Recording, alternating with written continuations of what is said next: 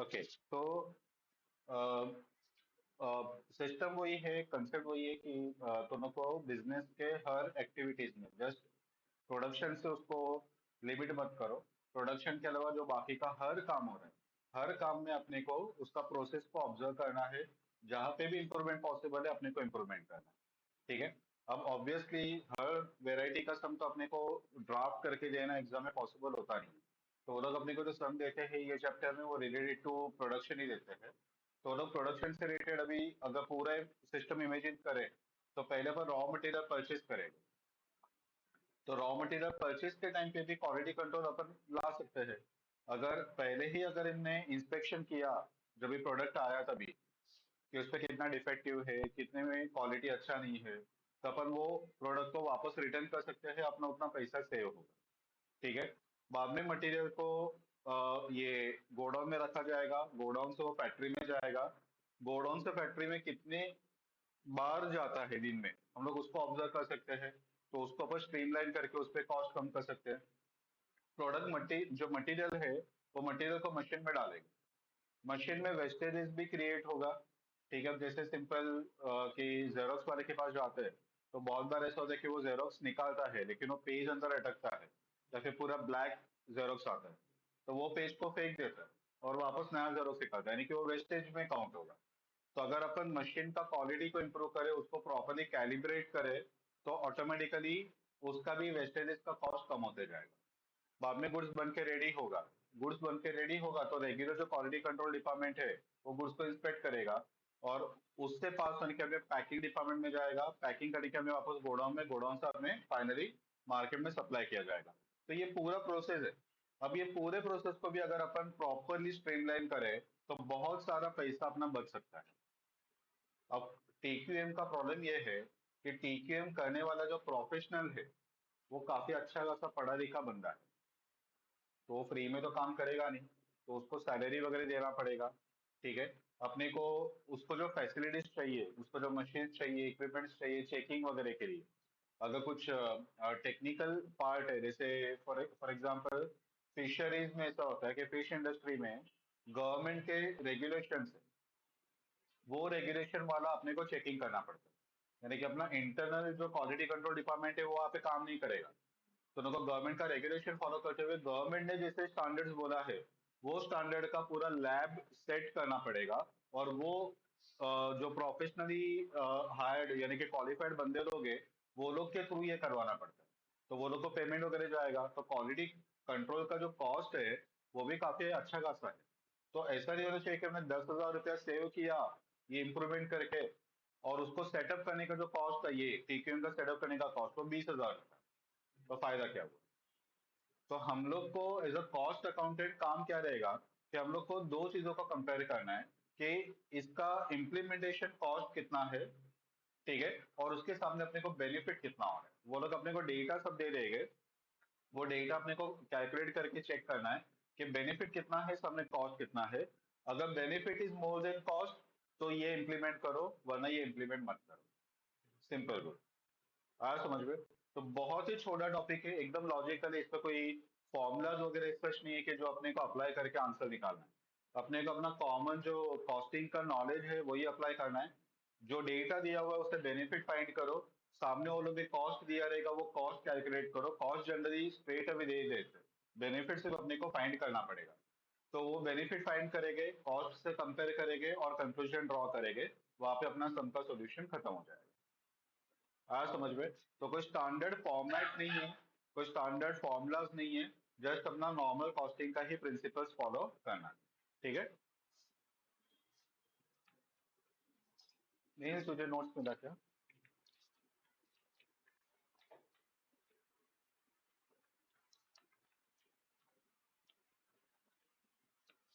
Page number 4 पे है total quality management.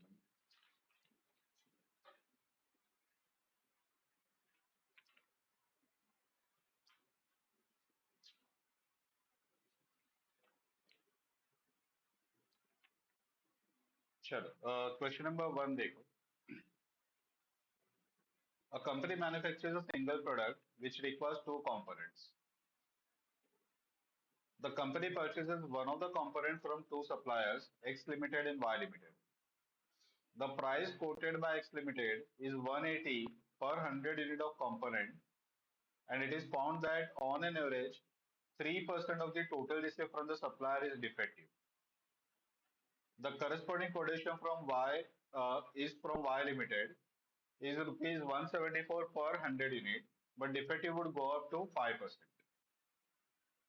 If the defectives are not detected, they are utilized in the production, causing damage of 180 per 100 unit of component. The company intends to introduce system of inspection for the component on receipt. The inspection cost is estimated at 24 per 100 unit of component. Such inspection will be able to detect only 90% of the defective component received. No payment will be made for the component found to be defective on inspection. Required, advise whether the inspection at the point of receipt is justified. Second question, which of the two suppliers should be asked to supply? Assume total requirement of 10,000 unit of the component. तो यहाँ पे TQ हम लोग implement कर रहे हैं at the time of receipt of material, यानी कि परचेज के टाइम पे क्वालिटी कंट्रोल वो लोग इम्प्लीमेंट करने को बोल रहे हैं। अब डेटा दिया हुआ है कि कंपनी एक कंपोनेंट परचेज कर रहा है जिसपे दो सप्लायर है एक्स और वाई, दोनों के प्रोडक्ट क्वालिटी में डिफरेंस है, तो जो डिफेक्टिव्स है वो अलग अलग रहेगा। अब यहाँ पे जो प्राइस दिया है वो 180 पर 100 यूनिट करके दिया, ठीक है, यानी कि 1.8 रुपीज पर यूनिट। तो जो कंपोनेंट रहेगा वो छोटा रहेगा। तो बहुत सारे जगह पे होता है ना कि जैसे नट बोल्ट्स टाइप के जो पार्ट्स रहते हैं, जो मशीन वगैरह अपन यूज करते हैं, तो पूरे कंटेनर भर के आते हैं। अब उस पर एक एक कार चेक करते बैठेंगे कितने नट बोल्ट्स अच्छे हैं, कितने बुरे हैं। अपन पूरा वो बंच ले लेते हैं, जब भी एक्चुअली यूज करना स्टार्ट करते हैं तो उसमें से कुछ डैमेज रहेंगे उसको साइड में निकालते गए। अब वो भले ही डैमेज वाला जो यूनिट है वो अपने को लगता है कि बहुत छोटा यूनिट है, बहुत कम क्वांटिटी है, तो अपन ध्यान देते नहीं है। लेकिन अगर इसको क्यूमुलेटिवली पूरे साल का जो डैमेज है उसको अगर एक्यूमुलेट करे तो वो अच्छा खासा कॉस्ट हो जाएगा। ठीक है, तो ऐसे टाइम पे वो लोग क्वालिटी कंट्रोल इंप्लीमेंट करने को ट्राई कर सकते हैं। अब इतने सारे प्रोडक्ट को चेक करना तो ऑब्वियसली उसके लिए कॉस्ट भी जाएगा, टाइम भी जाएगा। ठीक है, लेकिन सामने फायदा ये होगा कि जितने डिफेक्टिव रहेंगे उतना अपन रिटर्न कर देंगे, उतने का अपने को पैसा देने की जरूरत नहीं। ठीक है, तो वही आपने सिस्टम दिया हुआ है। अपन डेटा लिखते जाते हैं, आई थिंक वो बेटर रहेगा, ताकि अपने को आइडिया है कि क्या क्या दिया हुआ है और अपने को कैसे उसको यूज करना है। तो देखो वो लोग क्या बता रहे हैं कि एक्स और वाई का,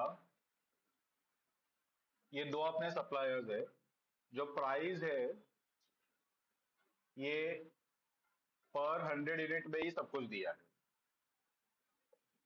इसका 180 रुपीज है, और इस पे बोल रहे हैं कि डिफेक्टिव रहेगा 3% का।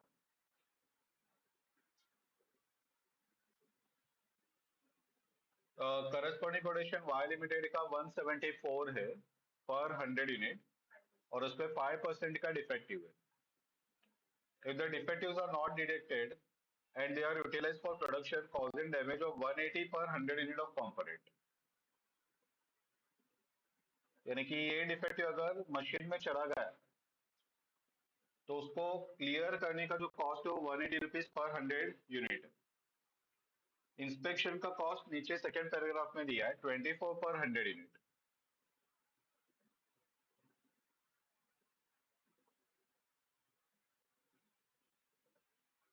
Such inspection will be able to detect only 90% of defective.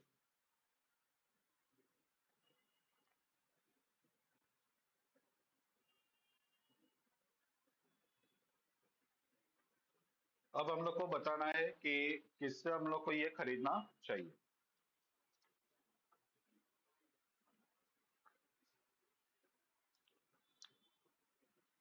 तो अभी अपने पास जो क्वेश्चन है वो क्वेश्चन एक्चुअली चार चीजों को कंपेयर करने को बोल रहा है, दो को नहीं।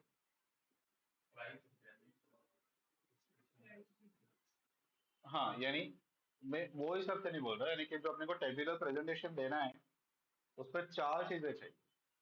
एक एक्स के पास से खरीदो विदाउट इंस्पेक्शन, एक्स के पास खरीदो with inspection, Y without inspection, Y with inspection. चार आंसर निकालना। और चारों में जो सबसे लोवेस्ट रहेगा वो अपन फॉलो करेंगे। आया समझ में? तो अभी ये चार आंसर अभी फाइंड करेंगे, तो इसपे नंबर दिया हुआ है पर 100 यूनिट। अब इसका आंसर निकालने का है ना, दो वेज है। एक वे ऐसा है कि तुम लोग ऐसे एज्यूम करो कि तुम लोग को जो, जैसे वहां पे लास्ट में लिखा है कि 10,000 कंपोनेंट का एज्यूम करो। ठीक है, जो रिक्वायरमेंट है वो 10,000 कंपोनेंट का है। तो एक ऑप्शन ऐसा कि फॉर एग्जांपल मैं अगर 100 यूनिट खरीदता हूँ, 100 यूनिट खरीदा, तो उसपे ये वाला केस लेते हैं, 5% डिफेक्टिव है, यानी कि 5 यूनिट डिफेक्टिव आएगा, तो मुझे 95 मिलेगा ना, अच्छा यूनिट। और मुझे अच्छा यूनिट कितना चाहिए, तो 10,000 चाहिए। तो 10,000 वो 95 है, तो मुझे खरीदना कितना पड़ेगा? मैं ज्यादा खरीदूंगा तभी 10,000 मुझे अच्छा यूनिट मिलेगा ना, क्योंकि वो बोल रहे कि रिक्वायरमेंट 10,000 का है। तो मैं 10,000 खरीद के मुझे 10,000 नहीं मिलेगा, तो मुझे खरीदना ज्यादा पड़ेगा। ठीक है, तो मैं ये रिवर्स वर्क करके फाइंड करूंगा। फॉर एग्जाम्पल ये 10,200 यूनिट आता है, जस्ट एज्यूम करो। ठीक है, तो 10,200 यूनिट के हिसाब से मैं पूरा कॉस्ट फाइंड करूंगा, विथ इंस्पेक्शन विदाउट इंस्पेक्शन वगैरह सब कुछ।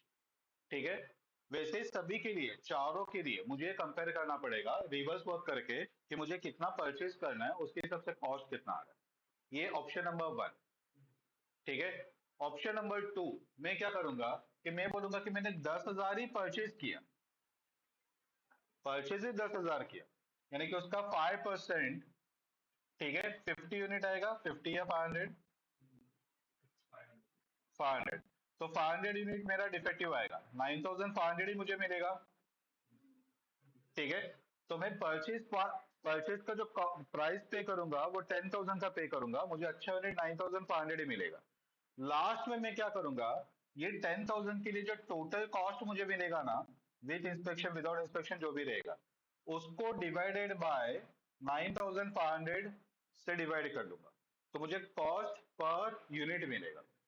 और चारों ऑप्शन में जो कॉस्ट पर यूनिट रहेगा, मैं कॉस्ट पर यूनिट को कंपेयर करूंगा, जिसपे कॉस्ट पर यूनिट कम आएगा वो मैं सिलेक्ट करूंगा। तो मुझे रिवर्स वर्क करने की जरूरत नहीं है, 10,000 ही चारों में परचेज किया, लेकिन ऑब्वियसली डिफेक्टिव अलग अलग है, इसमें 3 है, इसमें 5 है, तो जो गुड यूनिट मिलेगा वो अलग अलग मिलेगा। तो अपन कॉस्ट पर यूनिट फाइंड करेंगे और उसको अपन कंपेयर करेंगे। तो पहले ऑप्शन में अपन कॉस्ट पर यूनिट नहीं निकाल रहे, अपन रिवर्स वर्क करके कितना एक्चुअली परचेज करेंगे वो फाइंड कर रहे हैं। ठीक है, सभी में अच्छा यूनिट 10,000 ही रहेगा, यानी कि डिफरेंस ये है कि पहले ऑप्शन में आउटपुट सेम है, इनपुट अलग अलग है, और दूसरे ऑप्शन में इनपुट सेम है, आउटपुट अलग अलग है। अगर आउटपुट अलग अलग है तो अपन कंपेयर नहीं कर पाएंगे, तो इसके लिए अपने को डिवाइड बाय गुड यूनिट करके कॉस्ट पर यूनिट निकालना पड़ेगा और कॉस्ट पर यूनिट को कंपेयर करेगा। दोनों ऑप्शन इक्वली राइट है, तुम लोग को जो कंफर्टेबल लगता है तुम लोग को एग्जाम में फॉलो कर सकते हो। आई थिंक ज्यादा इजी रहेगा सेकंड वाला, क्योंकि सभी में परचेज सेम करेंगे, सिर्फ लास्ट में डिवाइड करके पर रेट निकालना पड़ेगा और अपने को पर रेट को कंपेयर करना है। आया समझ में? ठीक है, मैं ऐसा क्यों बोल रहा हूं, क्योंकि पहले दो में कंपेयर करने के लिए ना ये मेथड चल जाएगा। ठीक है, लेकिन जब भी अपन इंस्पेक्शन को भी इंप्लीमेंट करेंगे ना, तो इंस्पेक्शन वालों ने क्या बोला है कि 3% इफेक्टिव है, और उसका 90% इंस्पेक्शन में पता चलेगा। अपन वो रिटर्न करेगा और मटेरियल नया आएगा। ठीक है, अपने को 10,000 चाहिए ना एट दी एंड। अब जो रिटर्न किया वो वापस नया खरीदना भी पड़ेगा ना, तो अपने को सब कैलकुलेट करना पड़ेगा, क्योंकि एट दी एंड आउटपुट 10,000 आना ही चाहिए। ठीक है, तो वो प्रॉब्लमेटिक होगा, इसके लिए अपन इनपुट सेम रखेंगे, परचेज 10,000 ही रखेंगे, पावर रेट का कॉस्ट कंपेयर करेंगे, तो ऑटोमेटिकली सब कुछ कवर हो जाएगा। तो सेकेंड मेथड कंपेरेटिवली इजी। पता चला?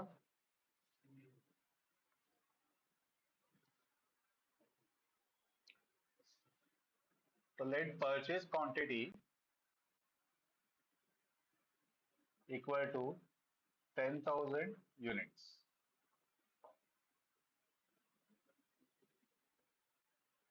अभी फर्स्ट आंसर या फिर कंपेरेटिव टेबल एक ही साथ बना लेते, विथ इंस्पेक्शन उसमें X limited, Y limited, without inspection.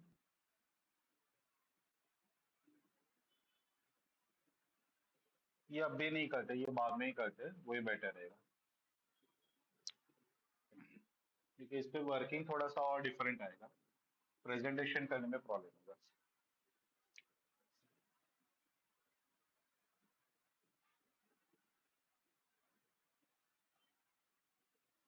Okay, अब देखो सबसे पहले परचेज क्वांटिटी 10,000 हमने परचेज किया। डिफेक्टिव कितना आएगा? पहले वाले में 3%, दूसरे में 5%।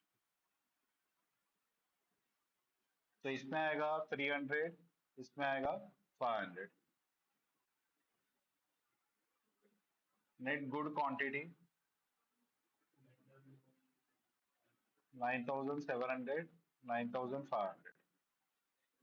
अब ये विदाउट इंस्पेक्शन, मटेरियल आया, पूरा बॉक्स वगैरह आया, हमने वो बॉक्स को डायरेक्टली मशीन में डाल दिया, तो ये डिफेक्टिव वाला भी मशीन में चला जाएगा। आया समझ में? तो defective went in production. Production में कितना गया? 300 यूनिट और 500 यूनिट। ठीक है। अब ये क्यों लिख रहा हूं मैं? क्योंकि यहाँ पे उन्होंने बोला है कि ये डैमेज क्रिएट करता है। जो डिफेक्टिव प्रोडक्ट है, मे भी पॉसिबल कि मशीन में कहीं तो अटक जाता रहेगा, वापस मशीन को ओपन करो, उसको क्लीन करो वगैरह, तो उस समय कॉस्ट इनकर होता है। तो 180 पर 100 यूनिट का वहां पे कॉस्ट है। तो जितना डिफेक्टिव ज्यादा, उतना डैमेज का कॉस्ट ज्यादा है। ठीक है। अभी अपना कॉस्टिंग स्टार्ट होगा। सबसे पहले परचेज कॉस्ट। परचेज कॉस्ट 180 और 174 है। ठीक है, तो अपन 10,000 परचेज कर रहे हैं, तो 10,000 इंटू 180/100, क्यों? 180 पर 100 यूनिट है, तो 1.8 रुपीज पर यूनिट है। और यहाँ पे 10,000 इंटू 174/100,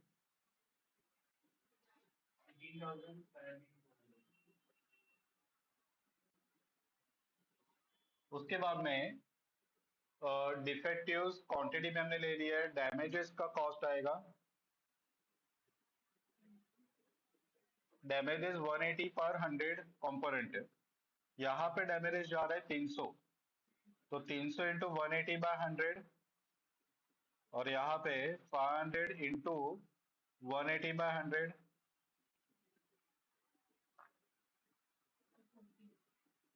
540, 900। इंस्पेक्शन कर रहे हैं क्या अपन अभी? नहीं कर रहे, ठीक है। तो ये दो कॉस्ट है, टोटल कॉस्ट 18,540, 18,300। अब ये डायरेक्टली कंपेयर मत करना, क्योंकि दोनों में जो अच्छा यूनिट मिला वो अलग अलग है। ठीक है, तो हम लोग को इसको डिवाइड करना पड़ेगा बाय गुड यूनिट्स। वो 9,700 है, और यहाँ पे 9,500 है। तो कॉस्ट पर गुड यूनिट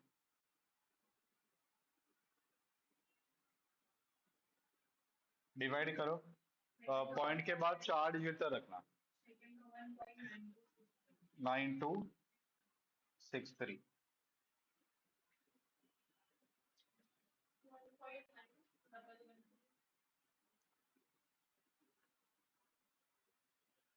ठीक है, तो इस पे अच्छा ये है, ये दोनों को कंपेयर किया तो। ठीक है, लेकिन अभी तक अपना इंस्पेक्शन वाला पार्ट बाकी है, इंस्पेक्शन अभी नेक्स्ट वाले में लेते हैं। इतना समझ में आया? आई थिंक तुम लोग पहले ये यहाँ तक का लिख लो, बाद में विथ इंस्पेक्शन वाला लेते हैं।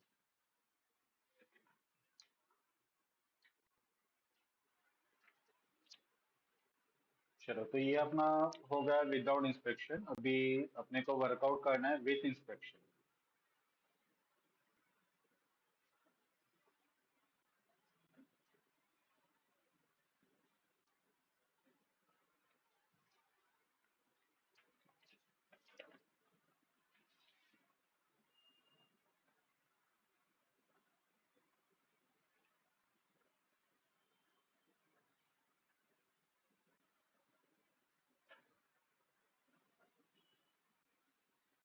अभी देखो अगेन परचेज यूनिट अपना सेम रहेगा,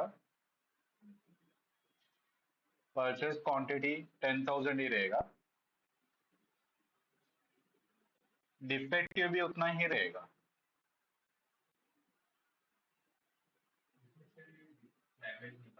हाँ,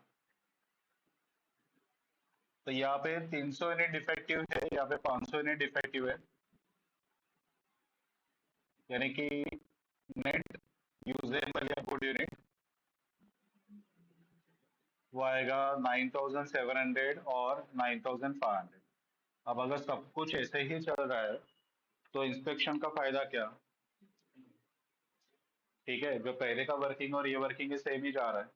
ठीक है, अभी यहाँ पे डिफरेंस स्टार्ट होगा कि डिफेक्टिव अपने पास जो आया है उसपे से कितना डिटेक्ट होगा एंड कितना यूटिलाइज होगा इन प्रोडक्शन टोटल। देखो 300 यूनिट यहाँ पे डिफेक्टिव है, यहाँ पे 500 यूनिट डिफेक्टिव है। सबने क्या बोला है कि 90% ऑफ डिफेक्टिव वो इंस्पेक्शन में पता चल जाता है। अब अगर जैसे मैंने बताया कि नट बोल्ट टाइप एकदम छोटा सा प्रोडक्ट है, उसको चेक किया लेकिन फिर भी वो क्या एक एक को ऐसा स्क्रू में लगा के थोड़ी देखेंगे बराबर से वो जा रहा है कि नहीं जा रहा है। तो अपने को देखने पे अच्छा लगेगा, अपन उसको पास कर देंगे। ठीक है, लेकिन जब भी एक्चुअली काम करने को जाएगा तो भी पॉसिबल है कि कुछ नट टूट जाए या फिर वो यूजेबल ना हो वगैरह। ठीक है, तो 300 यूनिट यहाँ पे टोटल डिफेक्टिव है, 90% डिटेक्ट होगा यानी कि 270 डिटेक्ट होगा। ठीक है, यानी कि 30 यूनिट अभी भी ऐसे है कि जो प्रोडक्शन में चले जाएंगे, वो डिटेक्ट नहीं होगा। आज समझ में। और वैसे ही 500 में से 90% यानी कि 450 यूनिट अपने को डिफेक्टिव पता चलेगा ऑन इंस्पेक्शन, और बाकी के 50 यूनिट अपने को पता नहीं चलेगा, वो प्रोडक्शन में ट्रांसफर हो जाएगा। ठीक है, अब पॉइंट ये है कि हम लोग नेट परचेज क्वांटिटी पेड, वो लोग ने क्या बोला है कि जो डिफेक्टिव पता चलेगा ना, अपन वो सप्लायर को रिटर्न कर देंगे, यानी कि उसके लिए हम लोग प्राइस पे नहीं करेंगे। तो पहले ऐसा हो रहा था कि 10,000 आ रहा था, अपने को पता है कि 10,000 का 3% यानी कि 300 यूनिट डिफेक्टिव, लेकिन फिर भी अपने को पूरे 10,000 का प्राइस पे करना पड़ता था।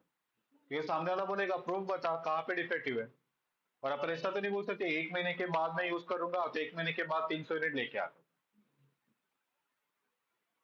प्राइस तो अब भी अपने को बताना पड़ेगा, वरना वो डिफेक्टिव वाला हमने डाला रहेगा तो कहाँ से पता चलेगा? सप्लायर तो एक्सेप्ट नहीं करेगा, बोलेगा देख मैं मटेरियल दे रहा हूँ, इंस्पेक्शन कर, जो अच्छा क्वालिटी का नहीं है वो वापस दे दे, उसका पैसा पे मत कर। ठीक है, तो हम लोग ने यहाँ पे इंस्पेक्शन किया तो 270 यूनिट ऐसे थे कि जो अपने को डिफेक्टिव पता चल गए, वो तुरंत उसको बताएंगे और उसका पैसा अपन माइनस कर देंगे। तो अपने को जो अमाउंट पे करना पड़ेगा वो 10,000 -270 का पे करना पड़ेगा। समझा? ये डिफेक्टिव थे लेकिन अपने को इंस्पेक्शन पे नहीं मिले, यानी कि कभी मिलेंगे प्रोडक्शन में चले जाएंगे, डैमेज क्रिएट करेंगे, तब भी अपन उसको रिमूव करेंगे, यानी कि इसका पैसा अपन माइनस नहीं कर सकते। ठीक है, तो 10,000 -270, 9,730। ठीक है, और यहाँ पे 10,000 -450,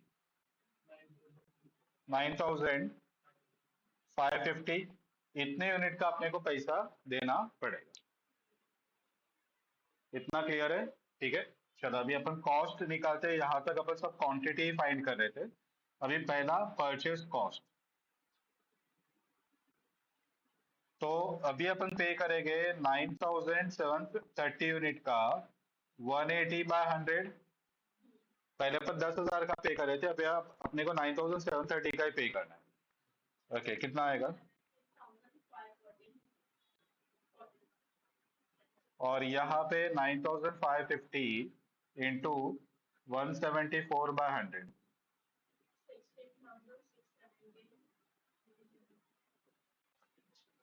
प्लस अपने को पे करना पड़ेगा ऑन रिसिप्ट इंस्पेक्शन करना पड़ेगा। ठीक है, पहले वाले केस पे इंस्पेक्शन का कॉस्ट नहीं था। अब इंस्पेक्शन का कॉस्ट है 24 पर 100 यूनिट। अब मुझे जरा सोच के बताओ, 9730 पे इंस्पेक्शन का कॉस्ट आएगा या 10,000 पे आएगा? इंस्पेक्ट 10,000 का किया तब भी डिफेक्टिव मिला। ठीक है, तो 10,000 यूनिट पे 24/100, 2,400, ये दोनों जगह पे सेम रहेगा। ठीक है, उसके बाद में एक आएगा डैमेजेस का कॉस्ट, क्योंकि ये 100% डिफेक्टिव को आइडेंटिफाई नहीं कर पा रहा है, तो कुछ यूनिट प्रोडक्शन में जा रहा है, उसका डैमेज का कॉस्ट तो आएगा ही। तो यहाँ पे 30 × 180/100, 54, और यहाँ पे 50 × 180/100।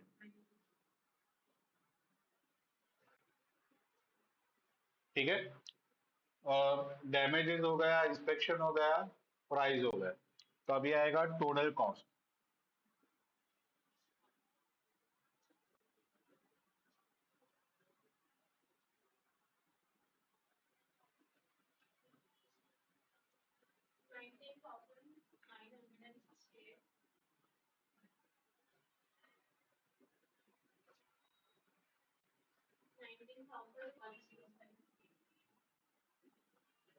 इसके सामने अपने को गुड यूनिट्स या यूजेबल यूनिट्स कितना मिला?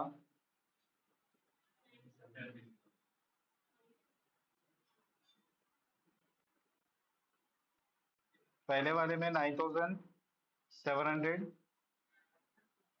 और दूसरे में 9,500। नहीं, कितना आएगा तो?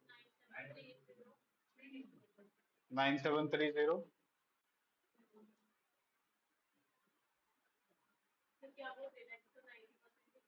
हम्म,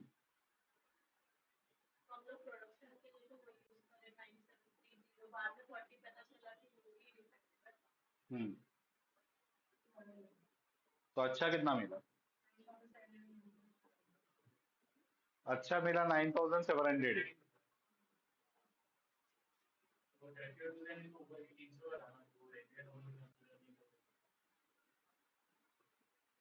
9,730 का अपन पे कर रहे हैं, लेकिन ये 9,730 में से भी 30 यूनिट डिफेक्टिव है, जो प्रोडक्शन में जा रहे, प्रोडक्शन को डैमेज कर रहे, यानी कि अपने लिए जो अच्छे यूनिट मिल रहे हैं वो 9,700 ही मिल रहे। समझ में आया क्या? ठीक है, और यहाँ पे 9,500 ही मिल रहा है। फायदा क्या हो रहा है इंस्पेक्शन का? कि अपन कम क्वांटिटी का प्राइस पे कर रहे हैं, कम डैमेज का कॉस्ट इंकर कर रहे हैं। पहले तो 300 यूनिट का और 500 यूनिट का पे कर रहे थे, 540 रुपीज और 900 रुपीज पे कर रहे थे। अब उसका पैसा सेव हो गया। पहले अपन ये पूरे 10,000 का प्राइस पे कर रहे थे, अभी 9,730 का ही पे कर रहे हैं, तो उसका भी पैसा सेव हुआ। ये दो बेनिफिट साइड है। और उसके सामने कॉस्ट साइड क्या है? ये 2,400 का इंस्पेक्शन का कॉस्ट। पता चला? लेकिन अच्छा यूनिट तो अभी भी 9,700 ही मिल रहा है, जो अपन एक्चुअली प्रोडक्शन में यूज कर रहे हैं। ठीक है, तो कॉस्ट पर गुड यूनिट्स कितना आ रहा है?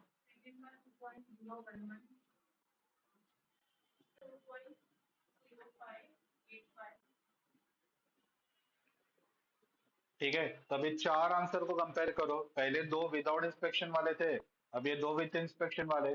जिसपे सबसे लोवेस्ट कॉस्ट आएगा पर यूनिट, वो अपन यूज करेंगे। विदाउट इंस्पेक्शन एक्स, तो वहां से अपने को परचेस करना चाहिए और इंस्पेक्शन नहीं करना चाहिए, क्योंकि अगर अपन देखेंगे ना, तो यहाँ पे 18,000 आई थिंक हमने पे किया था। तो 18,000 माइनस 514, 17,514, यानी कि यहाँ पे अप्रोक्सीमेटली 500 रुपया बचा। ठीक है, यहाँ पे 540 के सामने 554 पे कर, यानी कि अप्रोक्सीमेटली 450 रुपीज बचा। तो 450 प्लस 500, 900 रुपीज अप्रोक्सीमेटली बच रहा है, और उसके सामने जो कॉस्ट इंकर हो रहा है वो 2,400 का इंकर हो रहा है। यानी कि बेनिफिट कम है, कॉस्ट ज्यादा है, तो अपने को इंस्पेक्शन नहीं करना चाहिए। हाँ, क्वांटिटी अगर ज्यादा रहेगा तो आ सकता है, लेकिन फिर भी नहीं आएगा, क्योंकि मल्टीपल तो करते जाएगा ना, तो ये स्लो स्लो बढ़ेगा, इसका मल्टीप्लायर कम है बेनिफिट का। और इसका जो मल्टीप्लायर है वो ज्यादा है, 24 रुपीज पर 100 यूनिट, वो बहुत ज्यादा है। ये कम होना चाहिए, अगर ये कम रहता ना बढ़ेगा। हाँ समझ में, तो ये बेनिफिशियल नहीं है, ये कॉस्ट है ना 24 रुपीज पर 100 यूनिट, वो ज्यादा है, वो नहीं रहना चाहिए।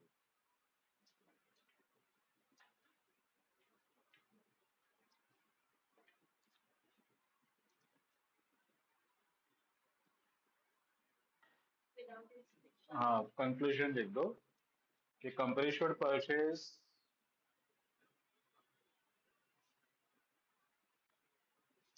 यूनिट्स फ्रॉम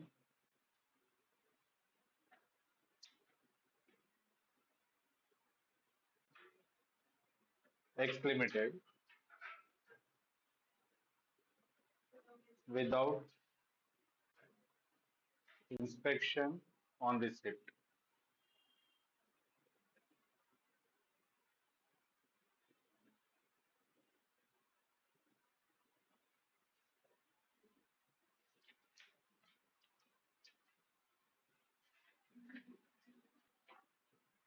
तो ये वाले में तुम लोग को वो जो सेकंड मेथड था ना, वो बहुत कॉम्प्लिकेट हो जाता है।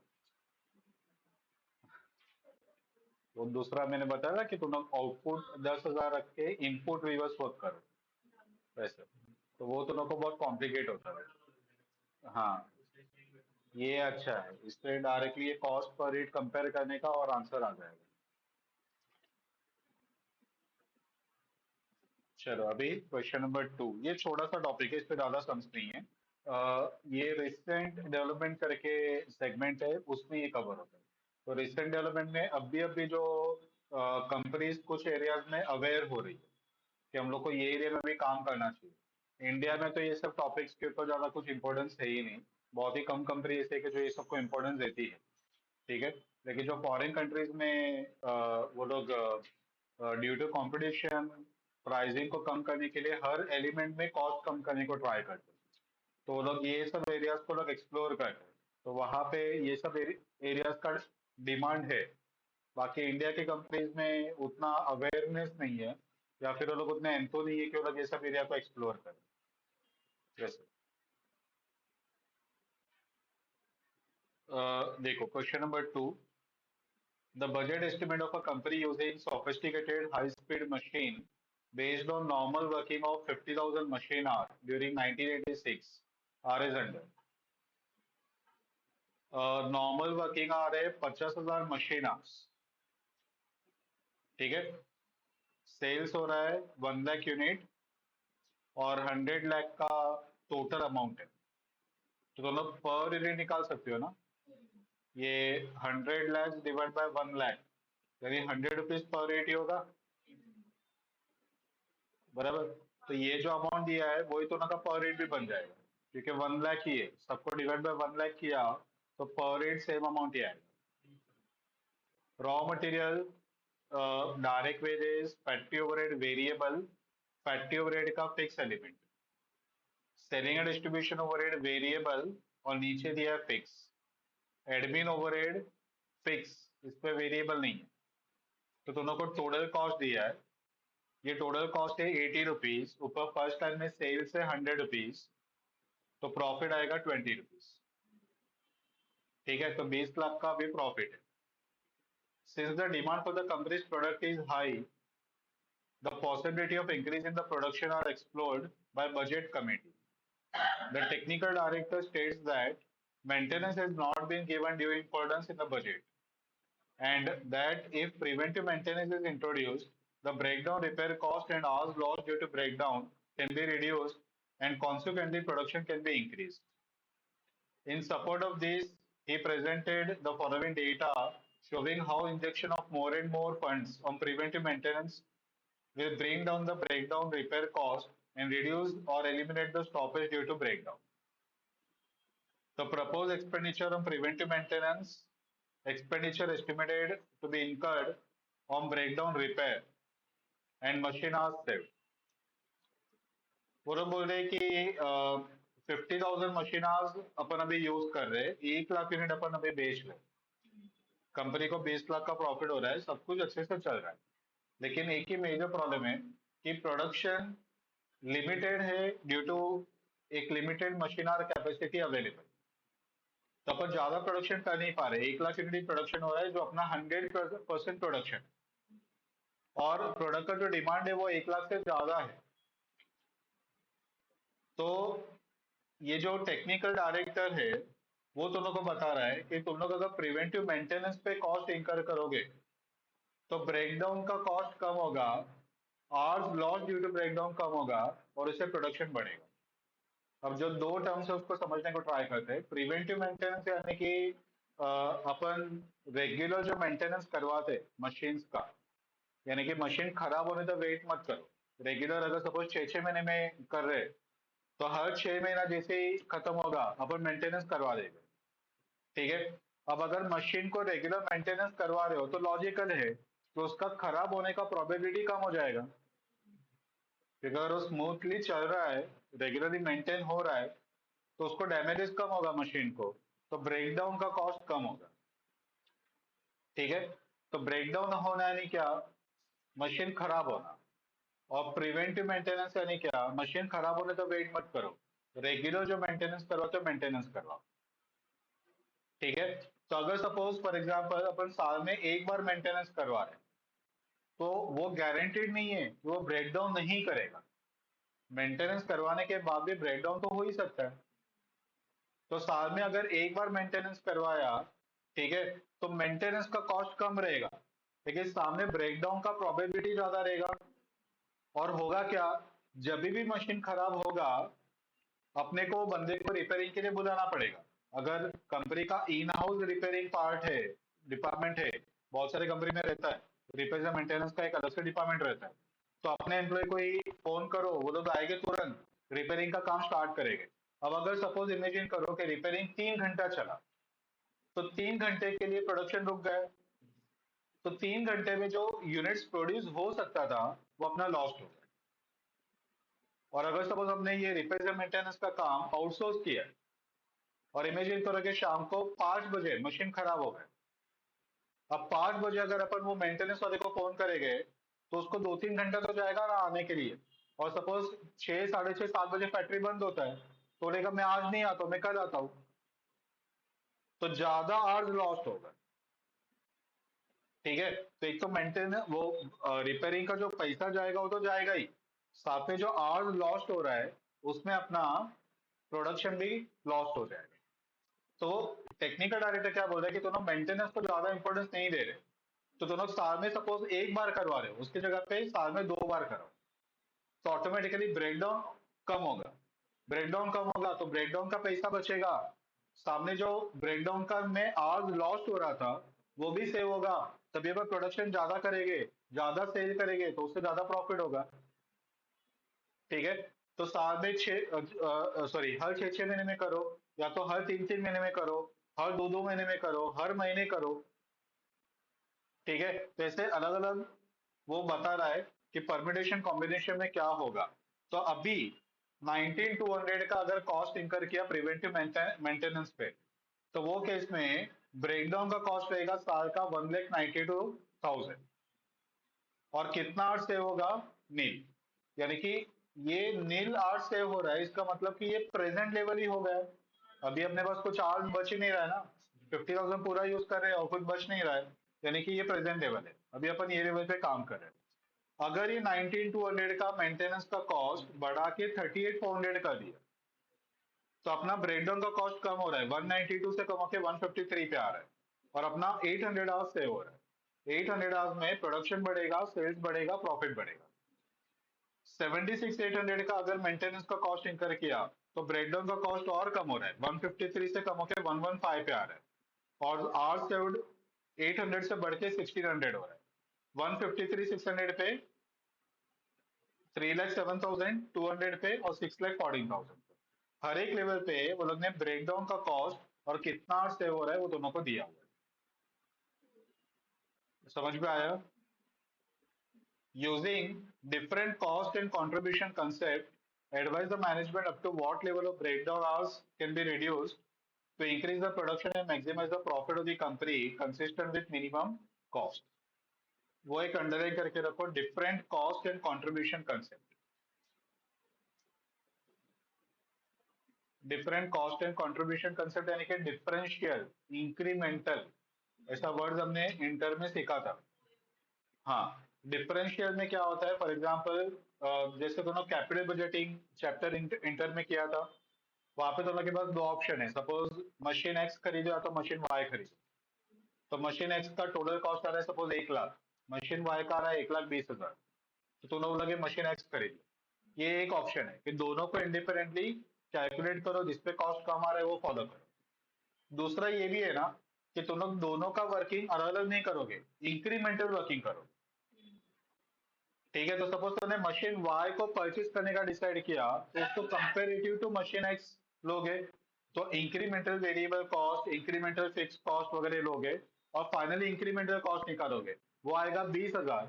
और तुम लोग बोलोगे क्योंकि इंक्रीमेंटल कॉस्ट ज्यादा है, मशीन वाई परचेज मत करो। तो दोनों को कॉलमनर बताने की जगह पे तुम लोग इंक्रीमेंटल लेते हो, यानी कि option one minus option two, या option two minus option one, दोनों में से एक को बेस बनाओ और दोनों का डिफरेंस निकालो, उसको बोलते हैं डिफरेंशियल। तो वही डिफरेंशियल टेक्निक यहाँ पे अप्लाई करने को बोल रहे हैं। यानी कि अपने को यहाँ पे कितना लेवल दिया है, 1, 2, 3, 4, 5, 6, 6 लेवल का, 6 डिफरेंट कॉस्ट स्टेटमेंट नहीं बनाना, अपने को इंक्रीमेंटल बताना है। तो as compare to previous level या as compare to base level, ये कॉस्ट कितना बढ़ रहा है कितना कम हो रहा है, ये अपने को बताना है। समझ में आया?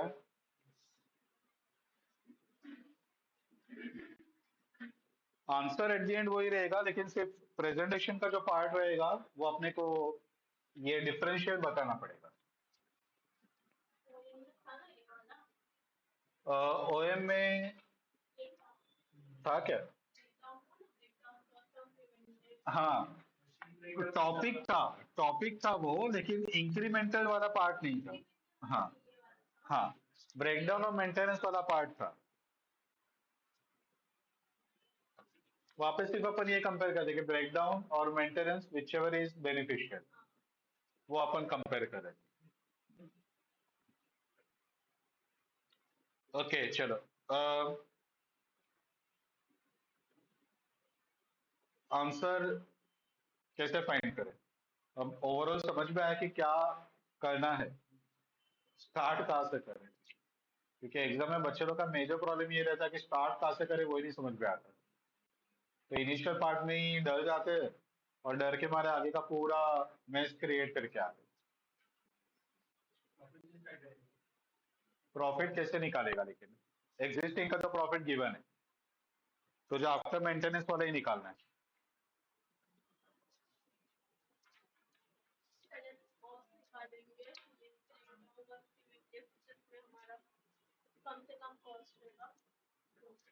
ओके,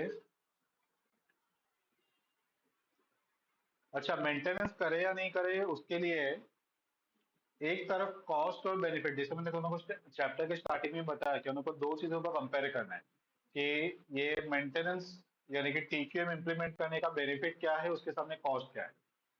तो मुझे बताओ बेनिफिट में क्या क्या आएगा? हाँ, ओके।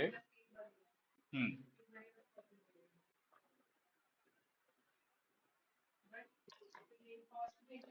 एकदम प्रिसाइसली बताओ।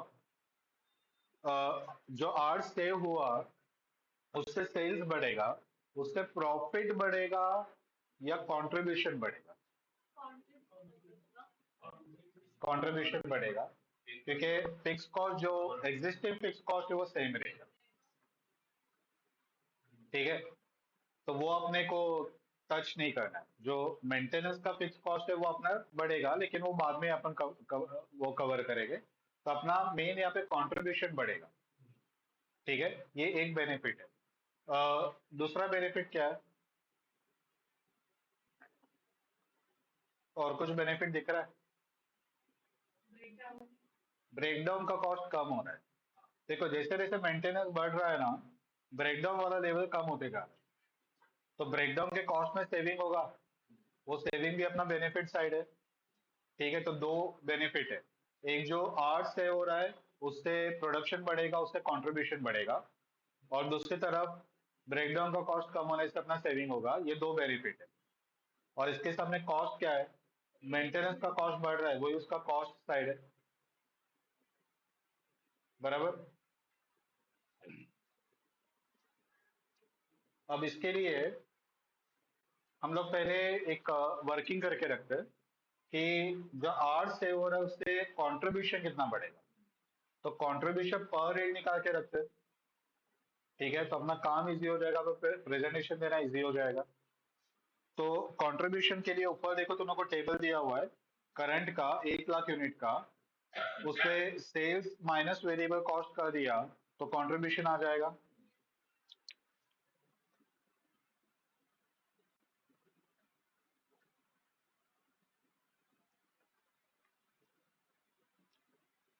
सेल्स है 100 लैक्स।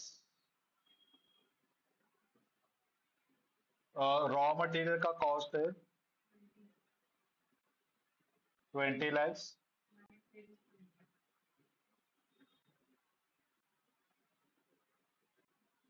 Direct wages 20।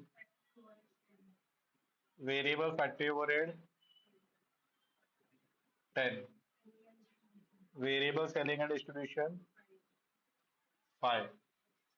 हो गया 55। 45 लैक्स।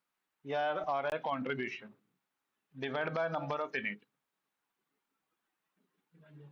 1 लाख है तो कंट्रीब्यूशन पर यूनिट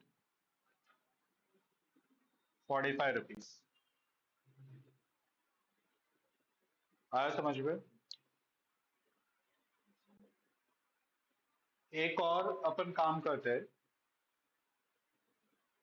क्योंकि यहाँ पे अपने को मशीन आज सेव्ड करके लिया, तो वो आवर्स में है और अपना कंट्रीब्यूशन यूनिट्स में है। तो कंट्रीब्यूशन पर आवर निकाल लेते हैं। ठीक है, कंट्रीब्यूशन पर आवर। तो एक ऑप्शन ऐसा है कि जो टोटल कंट्रीब्यूशन आया ये 50,000 आवर्स का है। बराबर, 50,000 आवर्स का है। तो 45 लाख डिवाइड बाय 50,000 आवर्स, तो कंट्रीब्यूशन पर आवर मिल जाएगा। ठीक है, या तो दूसरा ऑप्शन, अगर उतना एग्जाम में क्लिक नहीं हो रहा है तुम लोग को, तो पहले कंट्रीब्यूशन पर हेड निकालो। 45 रुपीज आया। अब देखो 50,000 आवर्स में 1 लाख यूनिट बने। 50,000 आवर्स में 1 लाख यूनिट, यानी कि एक आवर में 2 यूनिट बनता है। बराबर, एक आवर में 2 यूनिट, तभी 50,000 आवर्स में 1 लाख यूनिट बनेगा। तो ये केस पे ये कंट्रीब्यूशन पर रेट है into number of unit per hour, तो 2 यूनिट, यानी कि कंट्रीब्यूशन कितना आएगा? तो 45 इंटू 2, 90 रुपीज पर आवर का कंट्रीब्यूशन। समझ में आया? तो इसको मल्टीप्लाई करते हैं, production per hour 1 lakh divide by 50,000, यानी कि 2 यूनिट्स पर आवर का प्रोडक्शन। ठीक है, तो कंट्रीब्यूशन पर आवर कितना आएगा? 90 रुपीज।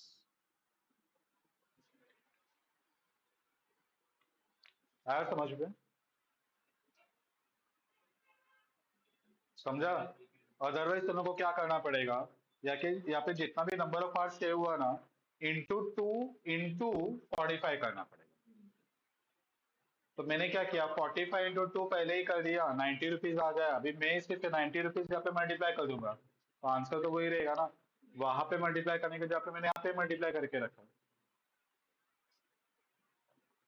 क्लिक नहीं होगा तो फिर आगे मल्टीप्लाई करना, लेकिन मल्टीप्लाई करना भूल बाय मिस्टेक 45 डायरेक्ट मल्टीप्लाई मत कर देना, क्योंकि वो पर यूनिट है और यहाँ पे आवर्स है।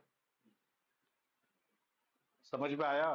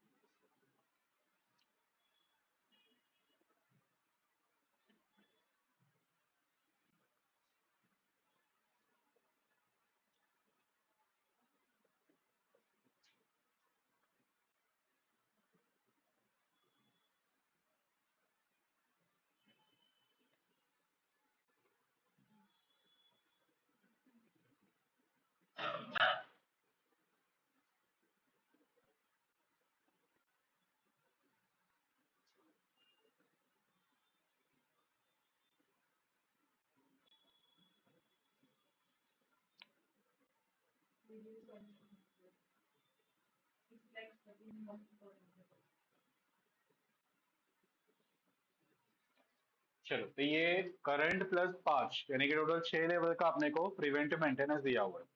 अब एक ऑप्शन सबसे सिंपल ये है कि डायरेक्टली इसको कंपेयर करते जाओ कि इसके सामने ब्रेकडाउन का कॉस्ट कितना है और उसके सामने ये जो आर सेव हो रहा है उसका कंट्रीब्यूशन कितना आ रहा है। ठीक है, तो वो बहुत ही सिंपल है।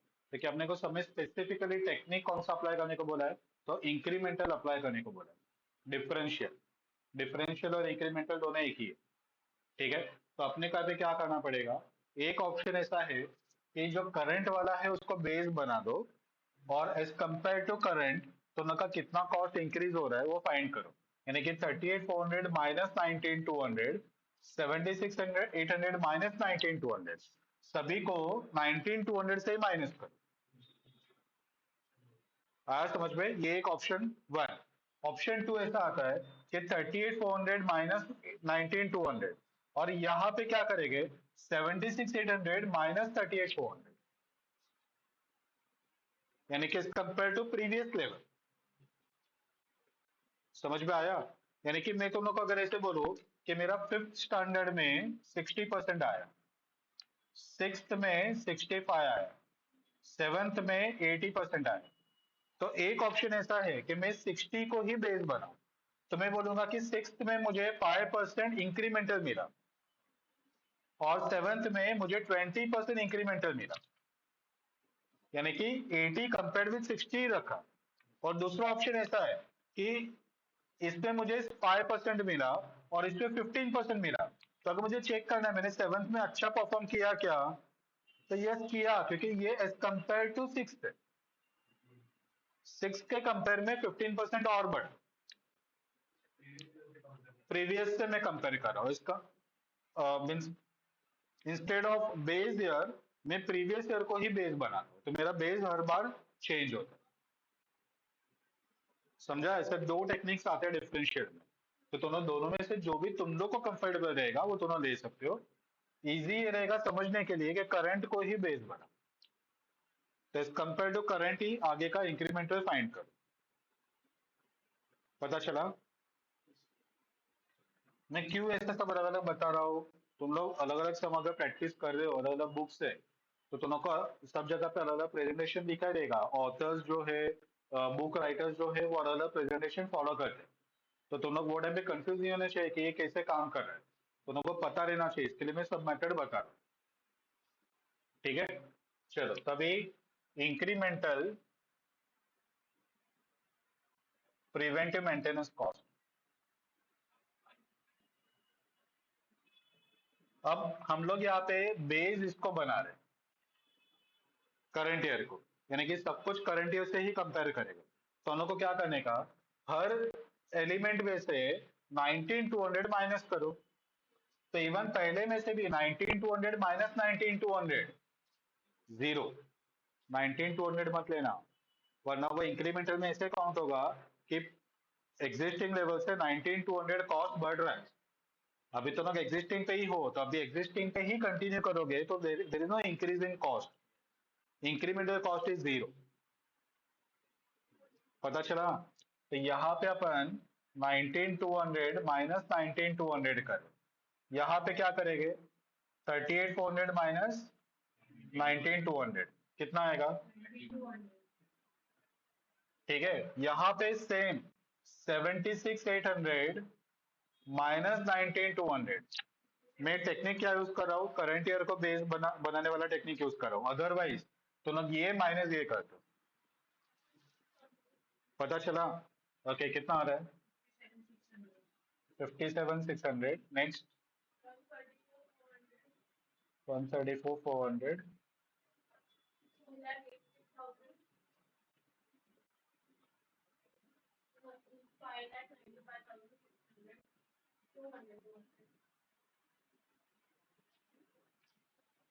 ठीक है, तो ये अपना इंक्रीमेंटल मेंटेनेंस कॉस्ट। अब ब्रेकडाउन का कॉस्ट कितना है, ब्रेकडाउन का कॉस्ट है पहले लेवल पे 192, 153,600, 1,15,200, 76,800, 57,600, जीरो। अभी देखो यहाँ पे कॉस्ट कम होते जा रहा है, तो मैं यहाँ पे इंक्रीमेंटल कॉस्ट के जगह पे मैं इंक्रीमेंटल सेविंग करके लिखूंगा। ठीक है, तो incremental saving in breakdown cost.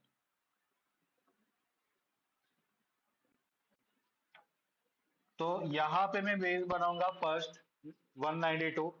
तो अगर मैं यही लेवल पे काम करता हूं तो there is no saving as such, तो 192 का माइनस 192 करके आंसर आएगा जीरो। यहाँ पे 153,600 और 192 को कंपेयर करके मिलेगा सेविंग। कितना आ रहा है चेक करो। 38,400, 76,800, 1,15,200, 134,400, 192। ठीक है, तो ये मेरा इंक्रीमेंटल सेविंग। अब आर सेव्ड, पहले में जीरो, दूसरे में 800, then 1,600, 2,400, 3,200 and 4,000। Contribution from our saved. ठीक है, हमने यहाँ पे फाइन करके रखा है 90 रुपीज पर आवर का कंट्रीब्यूशन है।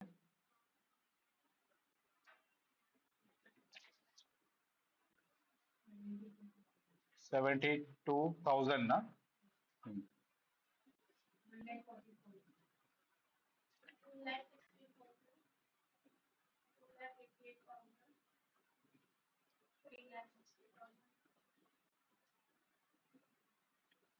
तो लोग एक काम करो ना, ये वर्किंग नोट से लिख लो और मैं टेबल आगे कंटिन्यू करता हूँ।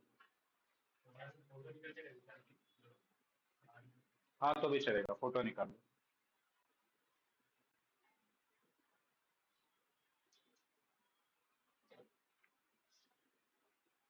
निकाल लिया फोटो।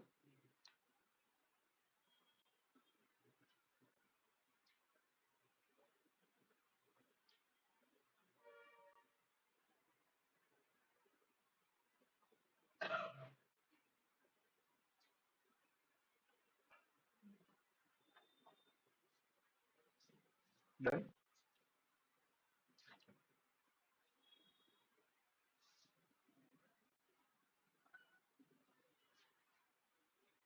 ओके, तो कंट्रीब्यूशन फ्रॉम आवर सेव्ड, अभी इंक्रीमेंटल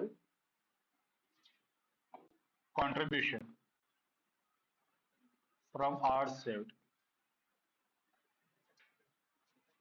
यहाँ पे फर्स्ट का जीरो है। ठीक है, तो अपन उसी को बेस बनाने वाले हैं। तो हमने बाकी सब जगह पे जैसे किया कि जो भी है उसमें से फर्स्ट वाला माइनस किया। अब ये क्योंकि जीरो है तो 72 - 0 तो यही आएगा ना अपना। समझ में आया, क्योंकि फर्स्ट बेस ही जीरो है तो इंक्रीमेंटल यहाँ पे जो अमाउंट है वही आएगा, लेकिन इंक्रीमेंटल का कंसेप्ट यहाँ पे भी अप्लाई हो रहा है। ठीक है, तो 72, 144, 216, 288, 360। अब देखो, ये तुम लोग का इंक्रीमेंटल मेंटेनेंस कॉस्ट, ये तुम लोग का इंक्रीमेंटल सेविंग इन ब्रेकडाउन, और ये तुम लोग का इंक्रीमेंटल कंट्रीब्यूशन। अब ये तुम लोग का कॉस्ट साइड है, ये बेनिफिट साइड है, और ये भी बेनिफिट साइड है। तो तुम लोग क्या करोगे, बेनिफिट्स को ऐड करोगे तो बी प्लस सी, और उसमें से कॉस्ट माइनस करोगे ए, तो तुम लोग को नेट बेनिफिट मिलेगा। जिसपे नेट बेनिफिट पॉजिटिव आ रहा है और सबसे ज्यादा बेनिफिट आ रहा है वो अपन सिलेक्ट करेंगे। ठीक है, तो नेट बेनिफिट, तो बी प्लस सी माइनस ए, तो पहले वाले में तो जीरो ही आएगा। ठीक है, मैं एक काम करता हूँ, इसको बॉक्स पे डाल देता हूँ।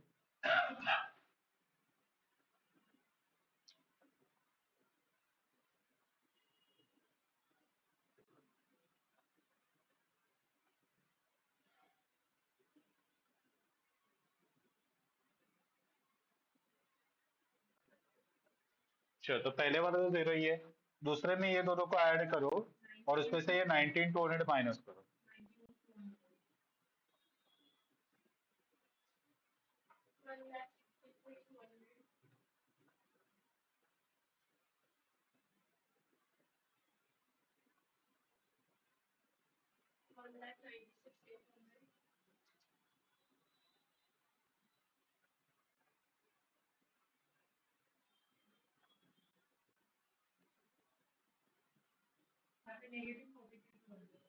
या लास्ट वाला।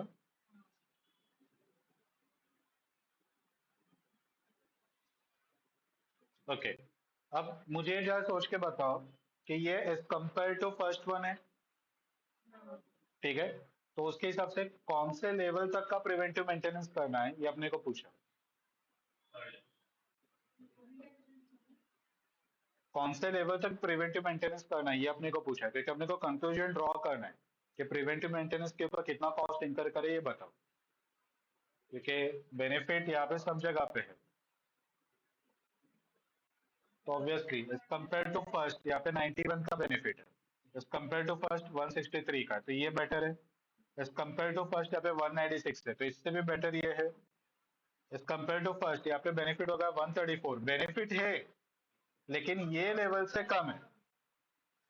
और लास्ट वाले में तो बेनिफिट नेगेटिव में जा रहा है, तो इसका मतलब कि अपने को यहां तक प्रिवेंटिव मेंटेनेंस इनकर करना चाहिए। यहाँ पे बेनिफिट सबसे हाईएस्ट है as compare to the base year, ठीक है? तो अपने को 153 600 का प्रिवेंटिव मेंटेनेंस कॉस्ट इंकर करना चाहिए। समझ में आया?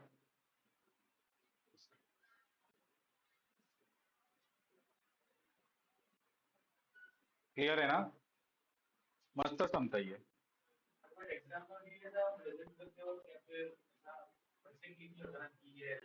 हाँ,